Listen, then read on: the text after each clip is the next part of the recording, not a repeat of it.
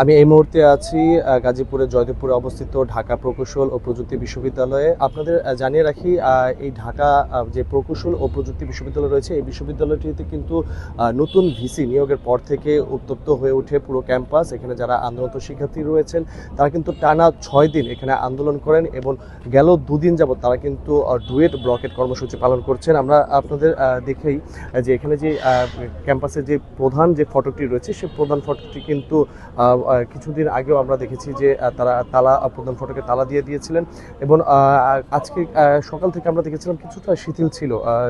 পাশে যে pocket gate রয়েছিল, সেই পকেট গেট দিয়ে কিন্তু কিছু ছাত্রছাত্রী এবং কর্মচারীরা কিন্তু প্রবেশ করেছিল। কিন্তু দুপুর ঠিক বেলা 2টোর দিকে যখন শিক্ষার্থীরা জানতে পারে যে গতকাল রাত্রে গাজীপুর সদর যে থানা রয়েছে, সেই থানায় যখন তাদের নামে 200 থেকে 250 জনকে অজ্ঞাত করে পুলিশ যখন মামলা দায়ের করে, ঠিক সেই মুহূর্তে কিন্তু পুরো উত্তপ্ত হয়ে ওঠে ডুয়েট ক্যাম্পাস।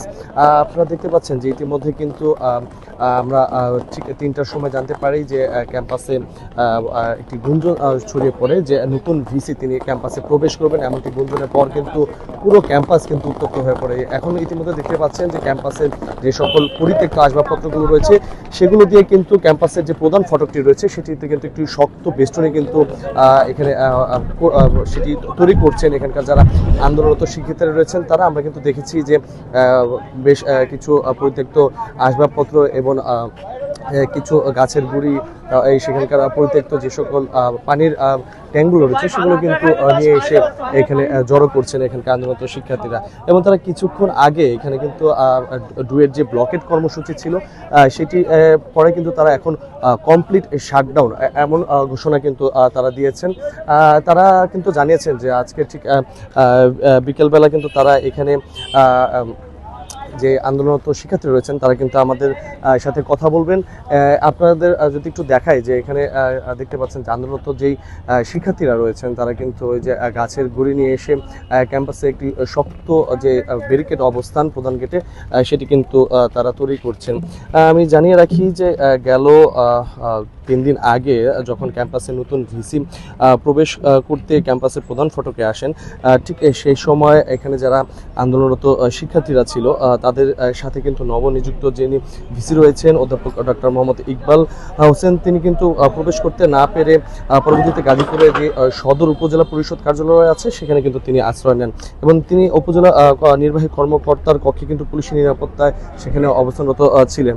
আমরা জানতে পেরেছি সেখান থেকে তিনি সে সময় বিকেলে সেখানে তিনি দায়িত্ব গ্রহণ করেন এবং দায়িত্ব গ্রহণের বিষয়ে কিন্তু নতুন উপাচার্য মোহাম্মদ ইকবাল হোসেন আমাদের যে বিষয়টি জানিয়েছিলেন যে রাষ্ট্র যেহেতু তাকে নিয়োগ দিয়েছে এবং দেওয়ার পর তিনি সেখানে যোগদান করেছেন, এমনটি কিন্তু আমরা সেই সময় কিন্তু জানতে পেরেছি। এবং সেই দিনে সেই ঘটনায় কিন্তু দুপক্ষের মধ্যে একটি সংঘর্ষ হয়, যেখানে বহিরাগত এবং যারা আন্দোলনরত শিক্ষার্থীরা রয়েছেন তাদের সাথে সংঘর্ষে কিন্তু আমরা দেখেছি প্রায় 15 থেকে 20 জনের মতো কিন্তু এখানে যারা শিক্ষার্থীরা রয়েছেন এবং তারা কিন্তু আহত হয়েছেন।